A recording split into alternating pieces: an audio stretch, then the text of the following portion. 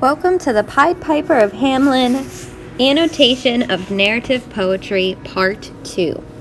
So far, we've annotated stanzas 1 through 5. Today, we're going to be annotating stanzas 6 through 10. The setting of our story takes place in a beautiful town in Brunswick. There is a beautiful, deep, wide river, and there's a wall bordering it on the southern side. It's next to a city, and it is a pleasant spot. It's a beautiful spot. However, the townsfolk are plagued by rats. They are everywhere. This story is being told to us by a narrator who's using a song. He is singing this to us, and he tells us that this setting is actually 500 years in the past. The rat problem is not a small rat problem. It is a large rat problem. The rats are eating food. They are violent. They're fighting dogs, killing cats. They're biting babies. They are nesting in people's clothing. They are everywhere. It is horrible. The townspeople get fed up with the rat problem, and they all turn into an angry mob, and they flock the town hall. And they blame the mayor, and they say, "Mayor, you have all of this money. You're not trying at all to solve our rat problem, so we are giving you an ultimatum. Either you find a solution to our problem, or we're kicking you out of the town." And the mayor is very concerned.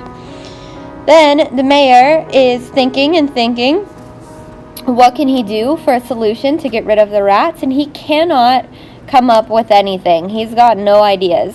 And just as he's about to give up hope, there is a knock at the door. And in enters a strange character.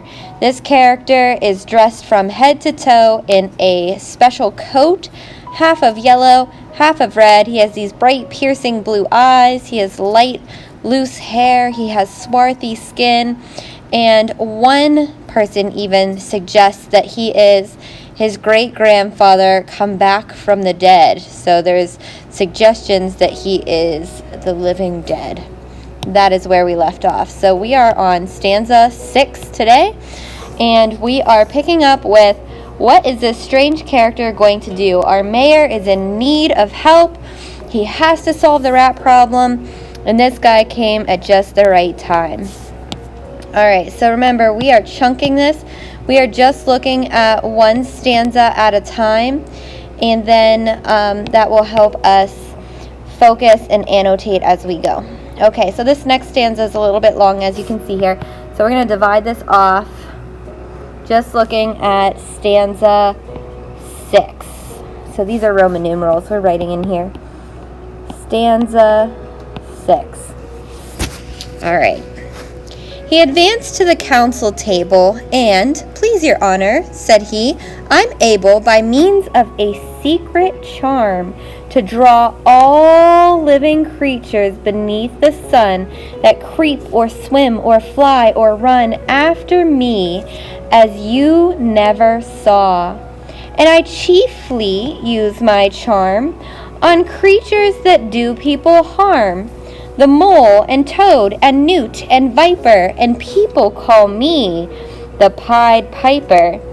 And here they noticed around his neck a scarf of red and yellow stripe to match with his coat of the same self-check. And at the scarf's end hung a pipe. And his fingers, they noticed, were ever straying, as if impatient to be playing upon this pipe, as low it dangled, yet over his vesture so old-fangled. "Yet," said he, "poor piper as I am, in Tartary I freed the sham last June from this huge swarm of gnats. I eased in Asia the nizam of a monstrous brood of vampire bats. And as for what your brain bewilders, if I can rid your town of rats, will you give me 1,000 guilders? 150,000 was the exclamation of the astonished mayor and corporation. All right, so we have a promise being made by this guy right here. So let's take a look at what's important here. Let's get a highlighter. Okay, so he's going up and telling everyone that he has a secret charm that has all living things follow him. Right there. Do we trust this guy? He's telling us he's going to use a secret charm to get rid of these creatures. I don't know. And he's saying, I chiefly use my charm on creatures that do people harm. Now, chiefly isn't always. It's most of the time. So usually he uses these magic powers, the secret charm, on animals and creatures that do people harm. Okay, so he gives us his name. They call him the Pied Piper, and we see why. They notice around his neck he has a scarf, and it matches his coat, and at the end there is a pipe or a flute, and they're noticing that his fingers are ever straying, and they are waiting to play this pipe. We have our vocabulary word here, vesture. We know that vesture, from our vocabulary activity, means clothing. And so this next part here, all of this, he says, in Tartary, I freed the sham of gnats, and in Asia, I freed them of vampire bats. Just down to here. So this piece here, he's telling us all of the animals that basically he has exterminated. This is kind of like him presenting a resume to the mayor, right? He's like, here are all the animals I've exterminated. It's a resume. He's presenting some things that he's already done. And he's saying, I know what you're thinking. So this is creepy that he already knows what he's thinking. He's saying, if I can get your town, all of the rats gone, will you give me 1,000 guilders? Guilders, we know, is vocabulary. This is money that was used before the euro. Okay, and so what is the response of the mayor? We know the mayor's trying to keep his job. He's like, you want 1,000? No, I'll give you $50,000. Basically, take my money, make this happen. So if you were the mayor right now, would you trust this guy? Would you trust this Pied Piper? I don't know. So let's do a little drawing, a little annotating here in the side.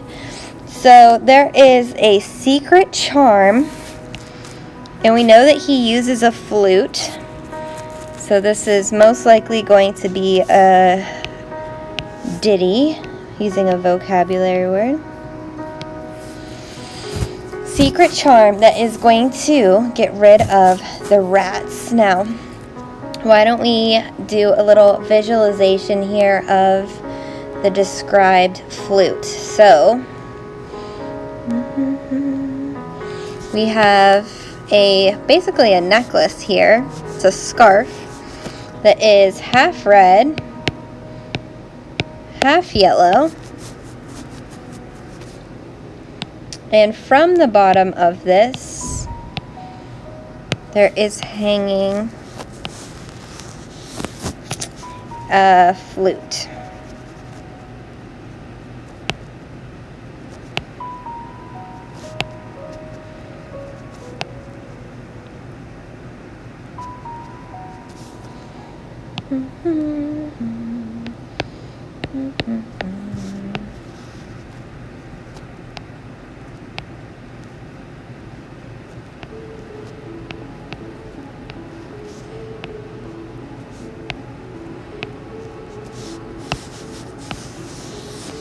Okay, and then we know that he is like twitching basically to play this thing. He cannot wait to play this magical flute. So right here we have a deal being made. The Pied Piper offers 1,000 guilders for no rats, and the mayor counters him and says, we will give you 50,000. So the mayor is offering much more money than what the Pied Piper requested. And why is he doing that? Well, he's doing that because he's desperate.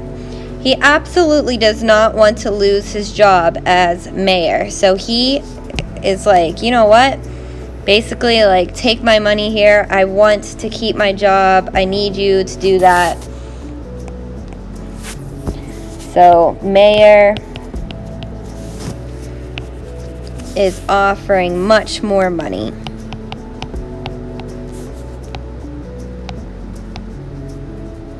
Than what was actually requested.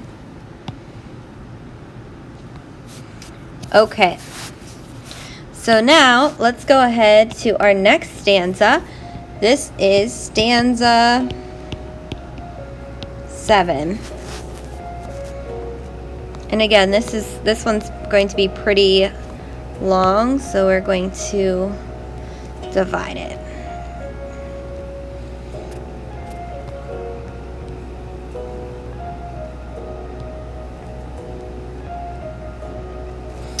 Okay.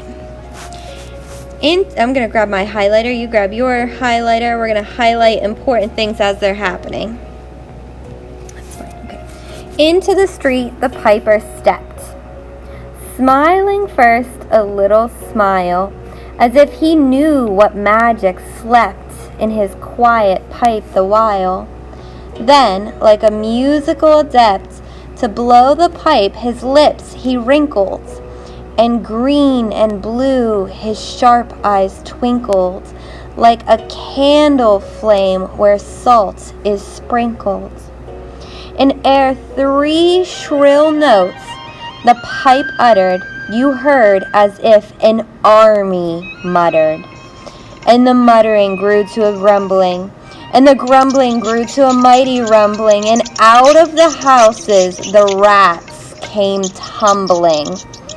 Great rats, small rats, lean rats, brawny rats, brown rats, black rats, gray rats, tawny rats, grave old plodders, gay young friskers, fathers, mothers, uncles, cousins, cocking tails and pricking whiskers, families by the tens and dozens, brothers, sisters, husbands, wives, followed the piper for their lives.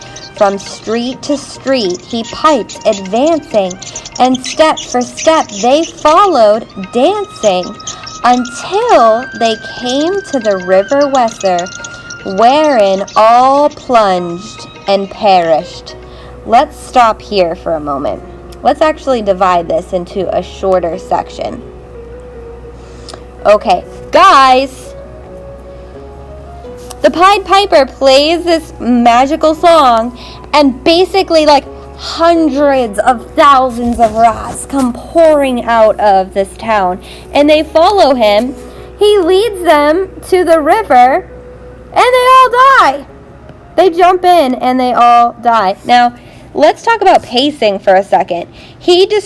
Robert Browning describes the rats for 1, 2, 3, 4, 5, 6, 7, 8, 9, 10, 11, 12, 11, let's say 11. 11 stanzas describing the rats.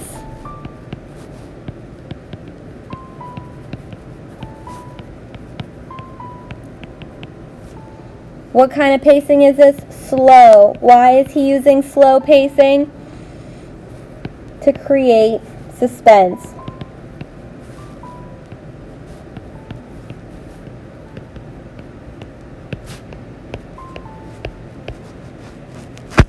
We're like, oh my gosh, look at all of these rats. Then he's talking about, okay, the piper's dancing around, they're dancing, they're having a great time until they all get into the river and they plunge into it and they die.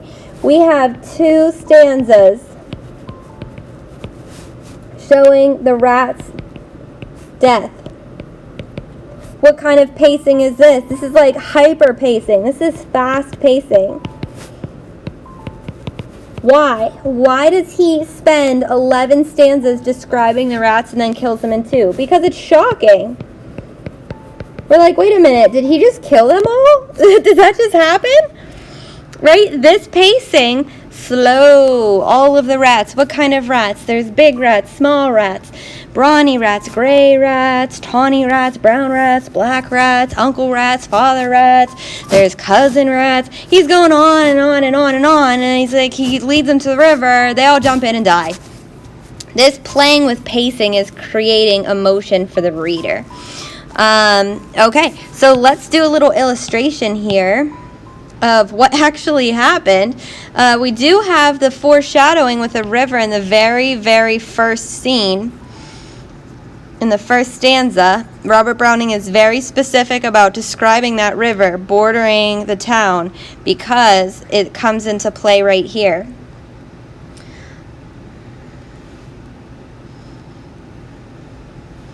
All right, we've got our dangerous river, and we have our Pied Piper character. I can make him kind of tiny here. And we know he's the Pied Piper because of his quaint vesture.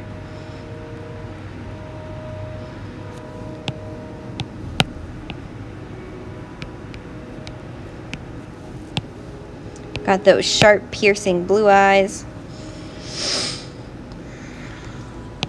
Got his loose little hair. Okay, and then we have just hundreds of these rats. So I like using squiggles to make like a whole bunch of things, as we did with our mob. All of these rats. Oh, and here's the thing to note that's kind of messed up is that they're dancing, right? They're having a great time. They're not scared following the Pied Piper. They're like, yeah, this is great. They get to the river. They jump in.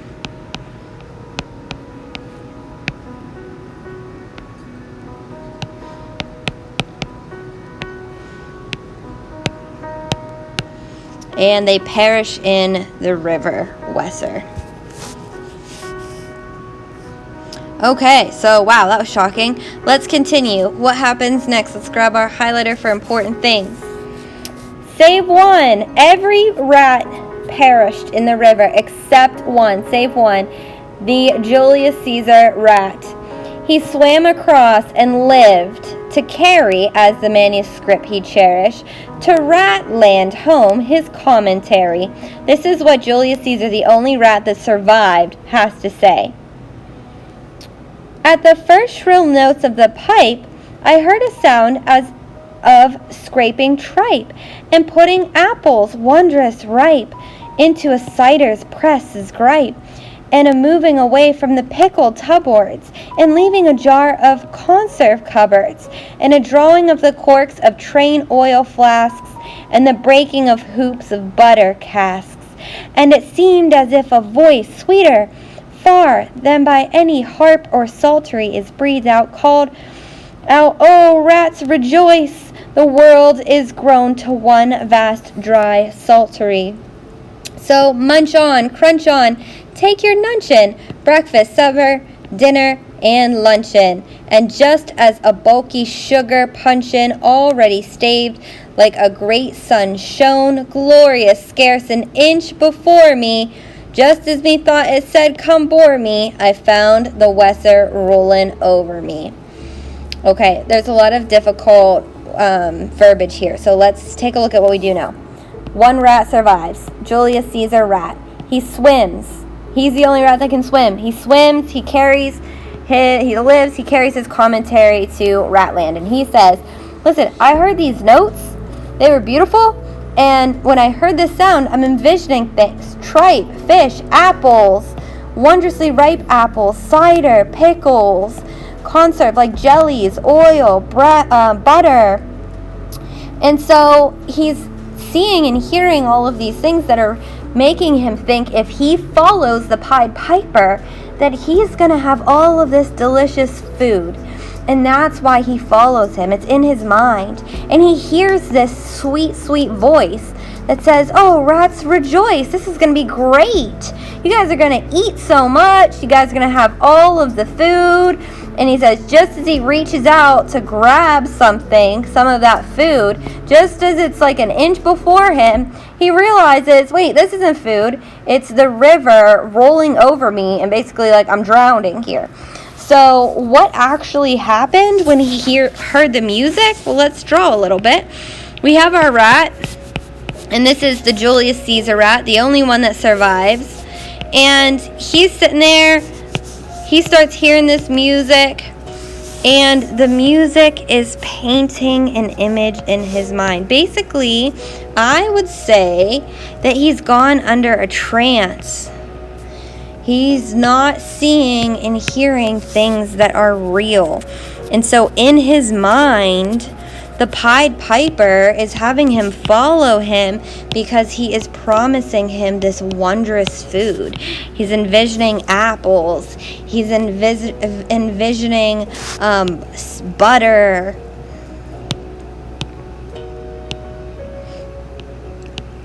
Right? He's envisioning pickles.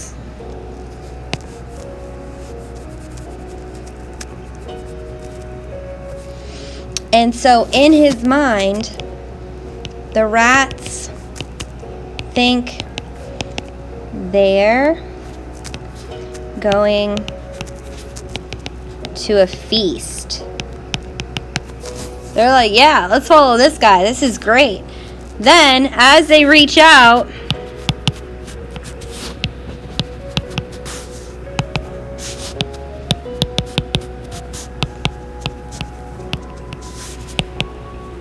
they start drowning. They realize this is not food. They were tricked. They were in a trance, and the only one that made it out was the one who could swim. So that's what happened to the rats. So did the Pied Piper do what he said he was going to do? Yes, he did. So what should be happening next? Well, the mayor should be paying him his money that's due, right? All right, so that was stanza 7. We're now on stanza 8.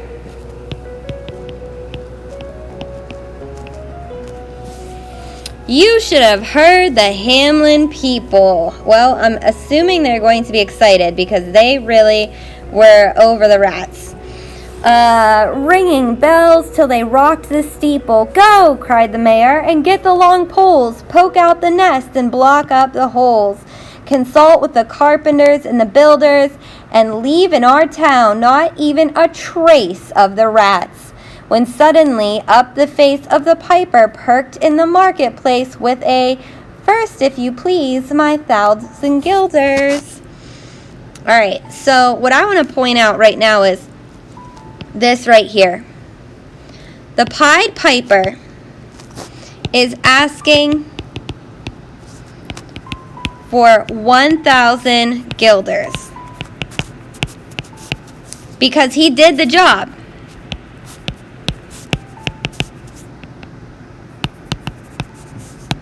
Now, he's asking for 1,000 guilders. What did the mayor promise him? Do you remember? The mayor promised 50,000.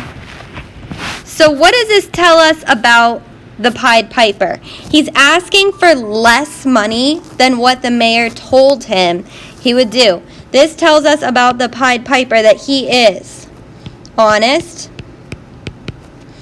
He keeps his promises.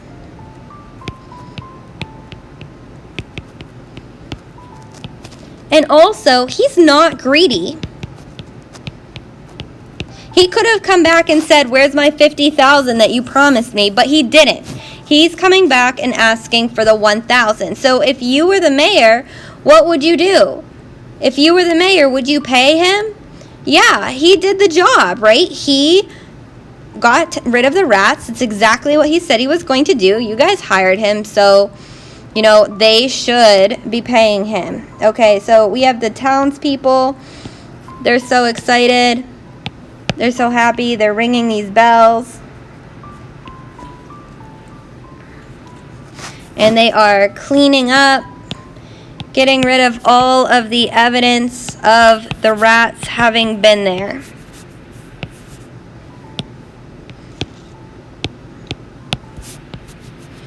So I'm going to draw a little broom, and he's sweeping up the rat nests and the little debris from the rats. All right, now on to the next stanza.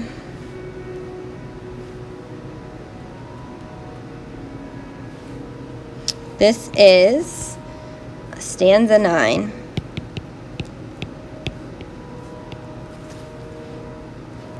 Again, if we were the mayor, what would we do? We would pay him. He did what he said he was going to do. All right, let's get our highlighter.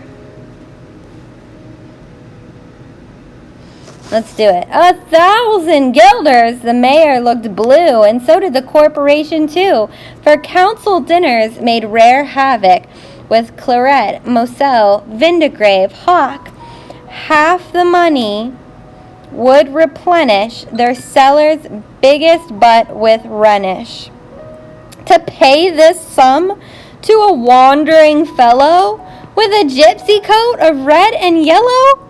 Besides, quotes the mayor with a knowing wink, our business was done at river's brink. We saw with our eyes the vermin sink, and what's dead can't come to life, I think. So, friend, we're not the folks to shrink from the duty of giving you something for drink, and as a matter of money to put in your poke. But as for the guilders, what we spoke of them, you very well know was in joke. Besides, our losses have made us thrifty. 1,000 guilders? Come, take 50. Well, guys, he's going back on his promise. This is not good. The mayor looks blue. He's like not having it. He's like, wait a minute, you want me to pay this money? I can't pay this money. We don't have this amount of money. So, what does he do? Something he really shouldn't do.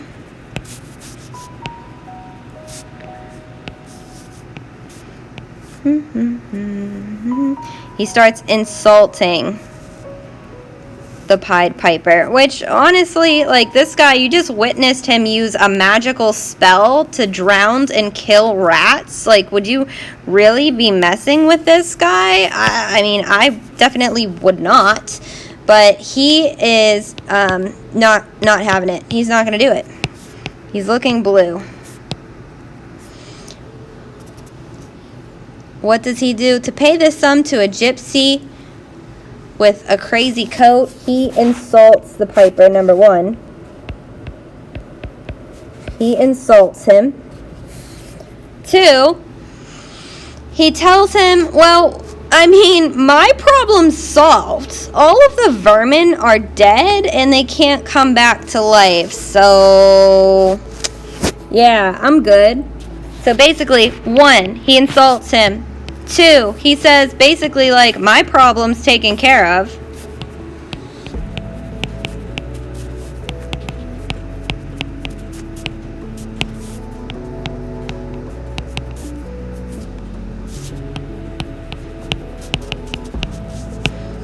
Okay, and then 3, he tells him, oh, that money, I was joking about it. He tells him I was joking. Was he joking? No, he was not. He was desperate and he needed help.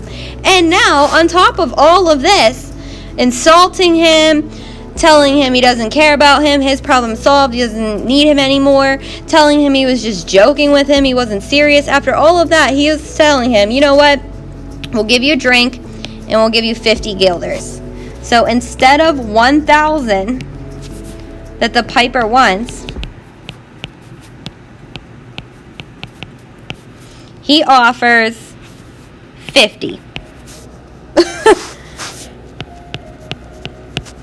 Now, why is this ironic? Because, well, the mayor originally offered how much? 50,000.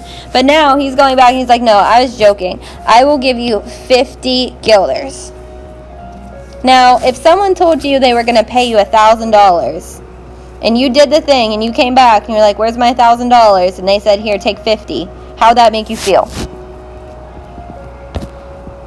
So, how are we feeling about the mayor right now? What do we know about the mayor now? We know that he is rude. He lies. He's greedy.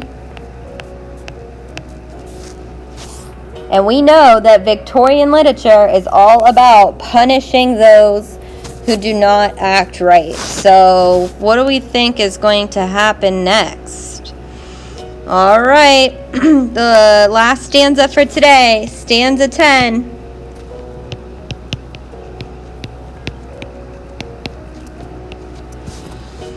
The piper's face fell. Well, that's not good. And he cried, "No trifling, I can't wait. I've promised to visit by dinner time Baghdad and accept the prime of the head cook's pottage, all he's rich in, for having left in the caliph's kitchen a nest of scorpions, no survivor." He's like, I can't wait for this. I don't have time for this. I have to go to Baghdad to help with a nest of scorpions. With him I prove no bargain driver. With you, don't think I'll bait a stiver. And folks who put me in a passion may find me piped to another fashion. Okay, so what's happening now? He's giving him a chance. Piper gives Mayor a second chance. Okay, he's like, listen, I don't got time for this. I have somewhere else I need to go. I have other things I need to do. So what I need you to do is just pay me. And this right here is a threat. He says, folks who put me in a passion, folks who upset me, may find me piped to another fashion. Basically, pay me or I'll use my charm against you. Now, I don't know about you, but if I saw a guy that was looking like this, and he just used a magic spell and a magic song to lure rats into a river and they all drowned and died, and he was warning me saying, hey, pay me or else I'm going to use this to do something really bad, I would pay the guy. What about you? Would you pay the guy? I mean, I think that's the smart thing to do. Alright, tomorrow we're going to see what happens. Does the mayor keep his promise and pay the Pied Piper? Or does he not keep his promise, and is the Piper going to get revenge? Stay tuned. Save